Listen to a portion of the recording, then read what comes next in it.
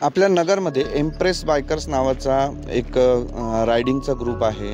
ट्रेकॅम्पचं ते इनिशिएटिव्ह आहे आणि आपल्या नगरमधून खूप महिला त्या ग्रुपमध्ये ॲक्टिव्ह आहेत। खरं तर बाईक रायडिंग करण्यासाठी येतात आणि तो स्पेशली महिलांसाठीच ग्रुप आहे। या ग्रुपच्या माध्यमातून त्या बाईक रायडिंगला तर जात असतात, पण तसंच त्या सोशली पण खूप ॲक्टिव्ह असतात सगळ्या महिला।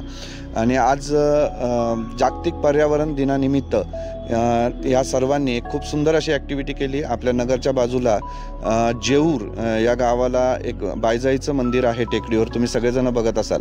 आणि त्या मंदिराच्या आसपास त्यांनी स्वच्छताचा एक उपक्रम राबवला।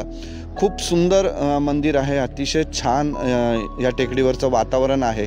पण ज्या वेळेला भक्त या मंदिरामध्ये येतात, इथं पाया पडतात, इथं प्रसाद वाहतात, मंदिराला देवीला भक्तिभावाने ते तिथं फुलं पानं वाहतात, पण त्यानंतरचं जी परिस्थिती असते की मंदिराचा परिसर आजूबाजूचं अंगण सुंदर दिसतं, पण त्याच्या आजूबाजूला जो भाग आहे, जो आपल्या डोळ्याच्या नजरेच्या पलीकडे असतो, त्या भागामधलं जर का परिस्थिती बघितली तर आपलं मन विषण्ण होतं की ज्या देवाला आपण पुजतो, ज्याचं आपण इतकं भक्तीने त्याची पूजा करतो, त्या देवासाठी आपण आजूबाजूचं वातावरण कसं करत चाललो आहे। आणि खरं तर देवाला फरक पडणार नाही आहे, पर्यावरण दिन आहे।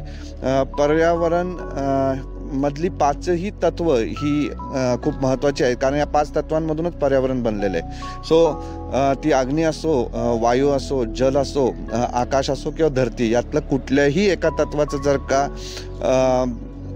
म्हणजे ह्या कुठल्याही एका तत्वामध्ये जर का आपण प्रदूषण ही गोष्ट जर का आणली तर ह्या बाकीच्या उरलेल्या सगळ्या तत्वांचा ऱ्हास होणार आहे आणि पर्यायाने आपल्या सगळ्यांचा ऱ्हास होणार आहे। आणि तीच एक गोष्ट मनामध्ये ठेवून या सगळ्यांनी इथं एक स्वच्छता अभियान राबवलं।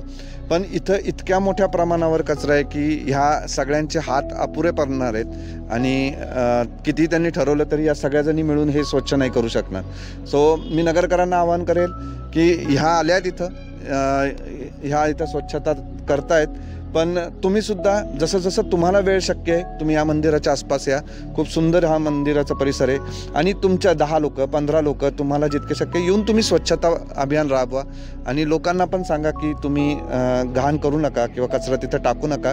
आणि आपण सुद्धा ट्रेकॅम्पमधून एक मोठा प्लॉगिंग ड्राईव्ह येत्या काही दिवसामध्ये इथं राबवणार आहोत, तर त्याची माहिती तर मी तुम्हाला देईलच। पण इंडिव्हिज्युअल लेवलवर जरी तुम्ही फिरायला आला तर मंदिरांचे जिथं जिथं जाल ते परिसर स्वच्छ करत राहा। तुम्हाला जितकं शक्य आहे तेवढं तुम्ही करा।